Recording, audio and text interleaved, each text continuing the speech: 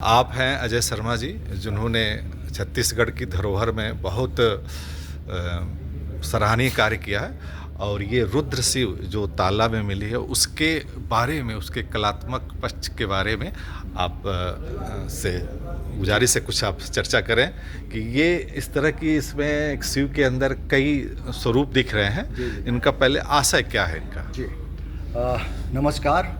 हर हर महादेव, जय महाकाल रुद्र शिव। ये दुनिया में रुद्र शिव की अपने आप में अकेली प्रतिमा है जो जीव जंतु से श्रृंगारित है। ये छत्तीसगढ़ के बिलासपुर जिले के ताला गांव में सन 84 से 87 से के उत्खनन के दरमियान ये सन 87 में ये निकले। तब से देवरानी जेठानी रुद्र शिव मंदिर दुनिया में विख्यात है। 87 से सन 1992 तक के जो है ये स्थिति थी कि इसके बारे में विद्वान और जो लिखने पढ़ने वाले लोग हैं अपने मनमर्जी से व्याख्या कर रहे थे। कोई इन्हें 12 राशि पर आधारित भगवान का नाम दे रहे थे, कोई यक्ष बोल रहे थे, कोई दक्ष बोल रहे थे, कोई प्रजापति बोल रहे थे। माने मनमानी से जो विद्वज्जन होते हैं वो अपनी व्याख्या करते हैं और उनको कोई टोक नहीं सकता। उनकी हैसियत इतनी होती है कि वो पेपर में देते हैं, छप जाता है और कोई बोलता नहीं। तो अब इसमें देखिए कि ये रुद्र शिव की बलुआ पत्थर से ये एक शिलाखंड पर बनी हुई 9 फुट 4 इंच की मूर्ति है और ये 6 टन इसकी वेट है। भार है। अब देखिए इसमें जो श्रृंगार है जीव जंतुओं से, इसका जो नामकरण मैंने सन 1992 में जब मैं पत्रकार था लोकस्वर में, तो उस समय दिवाली अंक छपते थे।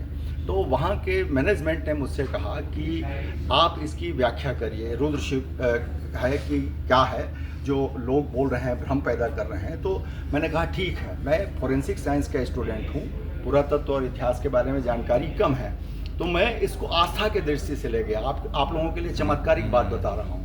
मैं 15 दिन की छुट्टी लेके यहाँ पर रोज जाता था, 6 घंटे बैठता था और बोलता था इनसे कि आप ही बताओ कि आप कौन हो। संयोगवश गीता प्रेस से एक कल्याण का आया, उसमें प्रतिमा विज्ञान के नाम से आया, जिसमें 33 कोटि देवता का प्रतीक के आधार पर हम पहचान करते हैं। तो बाबूजी ने बताया, वो शास्त्रों का अध्ययन करते थे, तो बोले कि बेटा ये तुम्हारी जो तपस्या है ये पूरी हो गई, अब इसको देखो और इस इसके श्रृंगार को देखो। तो श्रृंगार को देखिएगा, श्रृंगार में ऊपर आप देखिएगा तो सिर के पीछे में ये नाग का फन है, ये देखिए दोनों साइड में है ना, ये शेष नाग। पगड़ी बनी है ना, ये नाक, भौं और तिलक ये छिपकली से है। इसका जो गोलक है, आँख का पलक जो है, ये पलक है मेढक का पलक है और जो आँख का गोलक है मुर्गी का अंडा है। दोनों जो मूंछ है वो मछली से बना हुआ है। ये जो है मयूर है, कान जो है, और ये जो है मगर है कंधे का। उसके बाद ये पुरुष की मुखाकृति है, ये गोलक कुंभ की आकृति है, महाकाल की आकृति है। उसके बाद ये महिला की आकृति है और ये लिंग जो है कच्छप से बना है। और उसके बाद में इसमें शेर की मुखाकृति है और पूरे जो उंगलियां हैं ये सर्पों से हैं। ये तो हुआ महाकाल का श्रृंगार। इसमें एक तरफ कागराज का है, एक तरफ गरुड़ का है। ये श्रृंगार हुआ, ये बाजू में। अब रुद्रत्व के बारे में आप जानिए कि उस प्रतिमा विज्ञान में कहा गया कि रुद्र कौन होगा, तो जिसको देखते ही भय पैदा हो, जिससे विष का भान हो, जिससे गति का भान हो, जिससे विभत्सता हो।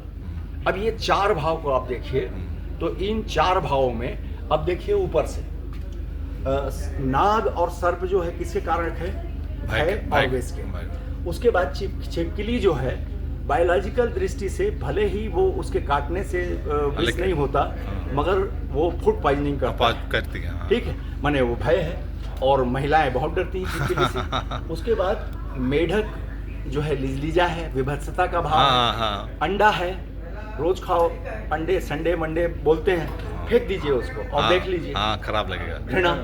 उसके बाद मछली, मछली का जो स्वभाव है कि वो जलचर राशियों में सबसे तेज धावक है दुनिया की, राइट। इसलिए गति में सर्वाधिक जो मैराथन में जो माने वो गोल्ड मेडलिस्ट है, उसको उस कलाकार ने, जो अनाम कलाकार है मूर्तिकार, उसने इसमें कहाँ पर फिट किया? अच्छा, ये कोच में, सुनिए ना। मूर्ति का कार का नहीं मालूम है किसने बनाया नहीं। नहीं, उसका नाम नहीं।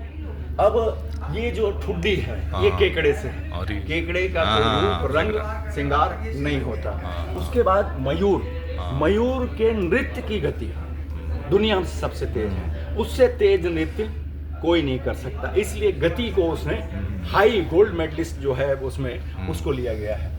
उसके बाद में पुरुष की मुखाकृति, ये इसके माने जो है क्या बोलते हैं, इसके मन के गति को इसको प्रतीक के रूप में लिया गया है। पुरुष का मन, पुरुष के मन की गति, मन का जो दौड़ है असीमित होता है। एक पल में वो राजा बन जाएगा, जसपुर का नरेश हो जाएगा, एक पल में जयपुर का नरेश हो जाएगा, एक पल रंग हो जाएगा। वो जो पुरुष का जो छवि है ना, वो जो मूर्ति है, वो दोनों ब्रेस्ट के ऊपर है।